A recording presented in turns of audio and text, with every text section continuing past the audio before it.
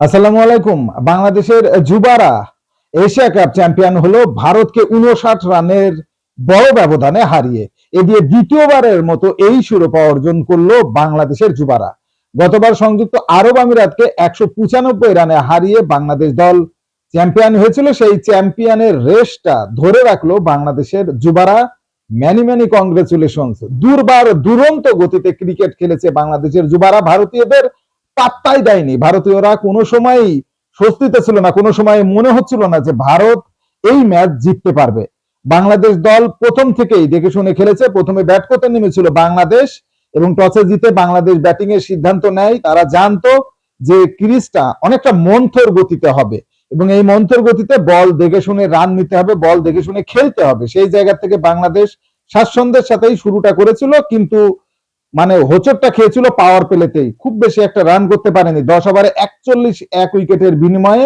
এরপরে ওই ৪১ 2 উইকেট পরে একটা সময় বাংলাদেশের ১২৮ রানে পড়ে যায় ৪ উইকেট।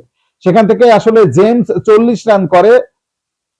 সুন্দরভাবে দেখে শুনে জেমস খেলেছে এবং গত ম্যাচেও অর্থাৎ সেমিফাইনাল ম্যাচেও জেমস কিন্তু ভালো খেলেছিল, একটা ভালো রান করেছিল। রিজওয়ান করেছে ৪৭ এবং ফরিদ শেষের দিকে করেছে ৩৯। এই ছোট ছোট রানগুলোর উপর ভিত্তি করেই ১৯৮ রানের একটা স্কোর দাঁড়ান করায় বাংলাদেশ। সেই সময় মনে হচ্ছিল যে রান মনে হয় কিছুটা কমই হয়ে গেল, কারণ প্রায় ৪ করে রান রেট, এটা কিন্তু খুব বেশি একটা কঠিন নয়। তবে দুবার উইকেটে এই রানটাও অনেক কঠিন, কারণ এই মন্থর ক্রিজে রান করাটা এত সোজা নয়। এরপর ১৯৯ টার্গেটে যখন ভারত যুবারা ব্যাটিং এ নামে, তখন আসলে বোঝা গিয়েছিল প্রথম ১০ ওভারে পাওয়ার প্লেতেই ৩৯ রানে ২ উইকেট হারিয়ে বসে ভারতীয় যুবারা। সব মিলিয়ে আসলে কখনোই স্বাচ্ছন্দ্যে ছিল না ভারতীয় যুবারা। ৪৪ রানে পড়ে যায় ৩ উইকেট, একটা পর্যায়ে ৮১ রানে পড়ে যায় ৬ উইকেট। তখনই বোঝা যাচ্ছিল যে বড় ব্যবধানে হারতে চলেছে ভারতীয় যুবারা। আসলে ভারতের সাথে যখন ম্যাচ, তখন একটা এক্সট্রা অনুভূতি জাগে হয়তো বাঙালিদের মধ্যে। এক্সট্রা একটা প্রতিদ্বন্দ্বিতা করার একটা অনুভূতি কিন্তু আমাদের রক্তে শিরায় শিরায় জাগরিত হয়। যেমনটা আসলে যুব বিশ্বকাপে ভারতকে আমরা হারিয়ে বিশ্ব চ্যাম্পিয়ন হয়েছিলাম, সেইটাই এখন পর্যন্ত বাংলাদেশের ক্রিকেটে কিন্তু বড় অর্জন। ঠিক তেমনটাই এই এশিয়া কাপকে ঘিরেও কিন্তু টান টান উত্তেজনা ছিল ছোট বড় সকলের ভেতরেই, যারা আসলে ক্রিকেট প্রেমী এবং ভারতীয় দর্শক, বাংলাদেশি দর্শক প্রত্যেকের ভেতরেই আসলে এই দৃষ্টিটা ছিল যে কারা যেতে। শেষ পর্যন্ত ভারতকে উড়িয়ে বাংলাদেশ কিন্তু চ্যাম্পিয়ন হলো। ইমন ৭ ওভারে ২৪ রান দিয়ে নিয়েছে ৩ উইকেট, আর ক্যাপ্টেন ফ্যান্টাস্টিক আজিজুল হাকিম ২.২ ওভারে ৮ রান দিয়ে ম্যাজিক্যাল ভাবে ৩টে উইকেট নেন তিনি। দুর্দান্ত ব্যাটিং করেন আজিজুল হাকিম। আজকে যদিও ১৬ রান করেছেন, কিন্তু তিনি কিন্তু চমৎকার ব্যাটিং করেন। সেই জায়গা থেকে বোলিং এর যে সাপোর্টটা দিয়েছেন সেটা অভাবনীয়।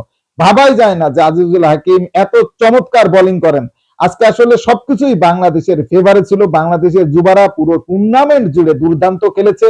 শুধু শ্রীলঙ্কার সাথেই হোঁচটটা খেয়েছিল। প্রস্তুতিমূলক ম্যাচ খেলেছিল বাংলাদেশের যুবারা একটা এই ভারতের সাথে, সেখানেও কিন্তু ভারতকে পর্যদুস্ত করেছিল বাংলাদেশের যুবারা।